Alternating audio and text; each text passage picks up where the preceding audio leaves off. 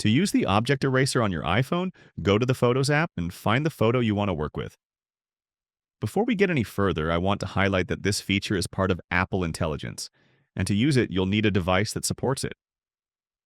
Once you've picked your photo, tap the icon with the little sliders to edit your photo, and then choose Cleanup.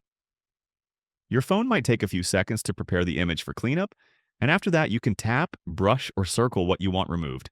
You can also pinch to zoom in if you're about to remove something really small. I like this photo, but I'm going to see if I can maybe remove this traffic sign between the palm trees here. I'll kind of just paint over it with my finger, and once I let go, it gets removed from the photo.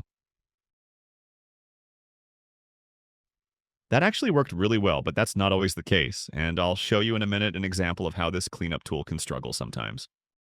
While we're here, I'll remove those people from the background, and maybe I can get rid of these trash cans.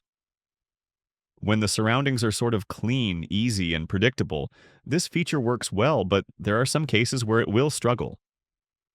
Let's take the car, for example. I can easily remove that from the photo as well, but this is a little more complicated because it's not on a clean, solid surface. I'll paint over, and you'll see how the car gets removed more or less cleanly, but the app doesn't understand that for a realistic photo, it would have to recreate the crosswalk lines and keep them consistent. Now it kind of just removed the lines as well, which doesn't look natural at all. This arrow back here allows you to go back one step or go forward if you want to redo something or compare your before and after results. Reset in the middle will do just that, and reset your photo to the original.